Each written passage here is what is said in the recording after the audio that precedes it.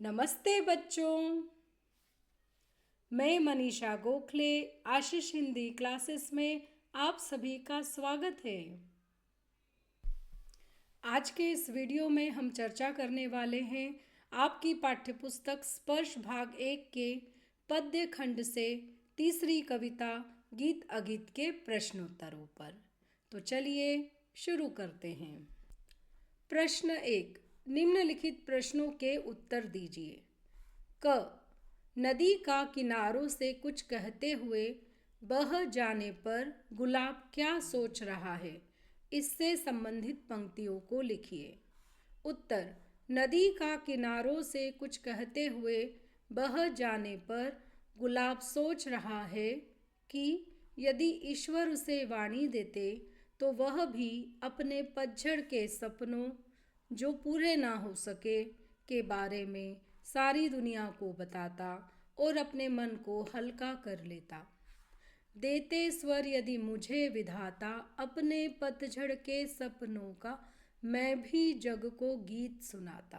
प्रश्न ख, जब शुक गाता है तो शुकी के हृदय पर क्या प्रभाव पड़ता है? उत्तर, घनी डाल पर बैठे शुक को जब वसंत ऋतु में सूर्य की किरणें स्पर्श करती हैं तो उसका मन उत्साह और आनंद से भर जाता है और वह मधुर गीत गाने लगता है।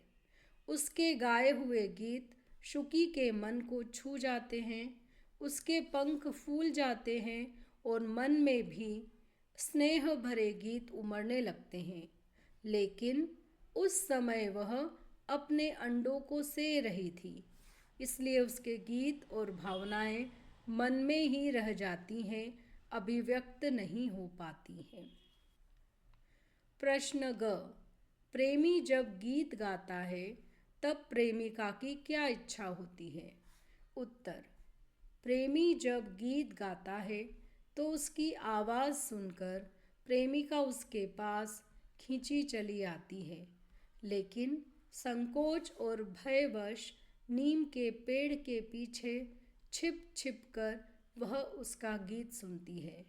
गीत सुनकर उसका मन भाव विभोर हो जाता है।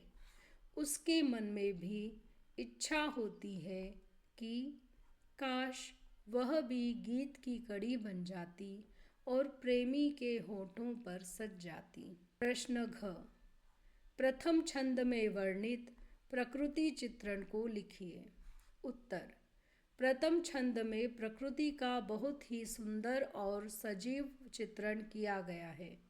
नदी कल कल का निनाद करती बहुत अधिक वेग से बहती जा रही है। ऐसा लग रहा है जैसे वह विरह के गीत के माध्यम से अपना दुख किनारों को सुनाते हुए बह रही है। इस तरह से वह अपना मन हल्का करती हुई बहती जा रही है।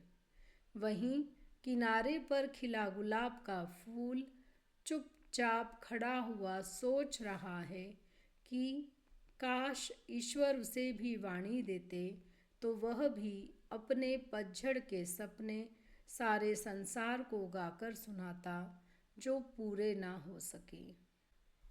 प्रश्नंग, प्रकृति के साथ पशु पक्षियों के संबंध की व्याख्या कीजिए। उत्तर, प्रकृति के साथ पशु पक्षियों का बड़ा गहरा संबंध है। पशु पक्षी अपने भोजन और आवास के लिए प्रकृति पर ही निर्भर करते हैं। प्रकृति पर उनका जीवन निर्भर है।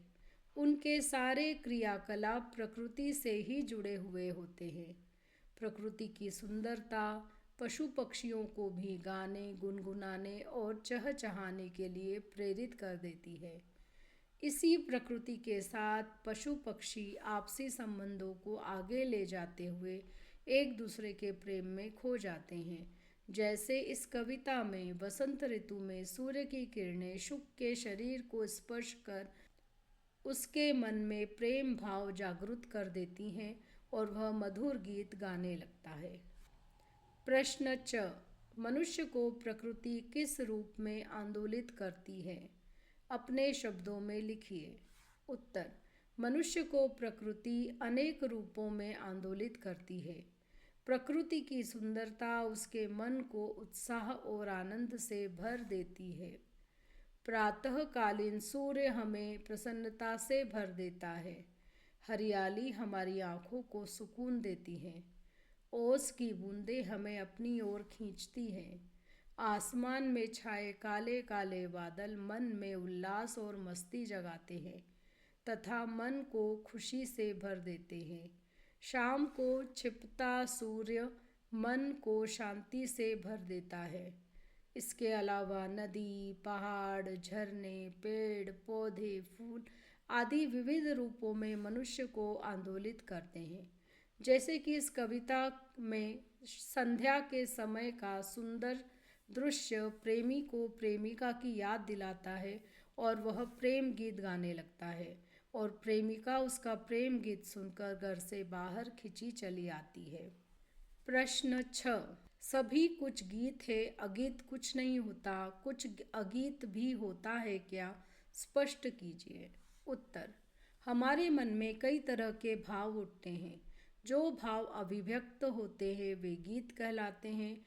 वे दूसरों के सामने अभिव्यक्त हो जाते हैं, लेकिन कई बार मन में उठे भाव मन में ही दबकर रह जाते हैं, अभिव्यक्त नहीं हो पाते हैं।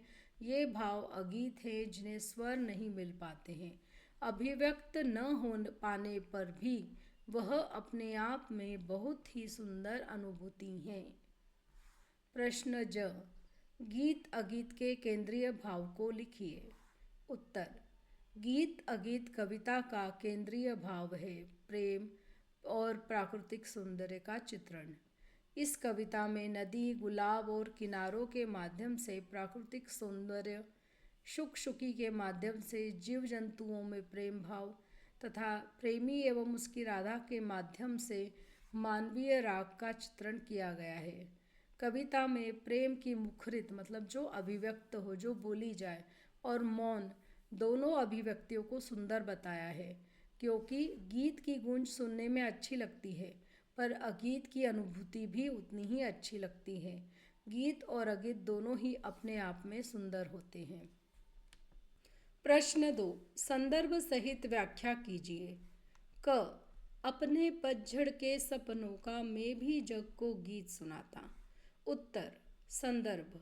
प्रस्तुत पंक्तियाँ प्रसिद्ध कवि रामधारी सिंह दिनकर द्वारा रचित गीत अगीत नामक कविता में से ली गई हैं। इस कविता में उन्होंने गीत और मौन अनुभूति की तुलना करते हुए दोनों को सुंदर बताया है। इस पद्यांश में नदी के किनारे खड़ा गुलाब मन ही मन सोच रहा है। व्याख्या।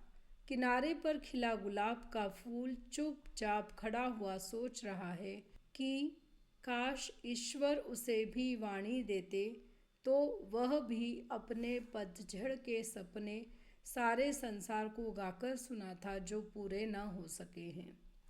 ख। गाता शुक जब किरण वसंती छूती अंग पर्ण से छनकर। उत्तर।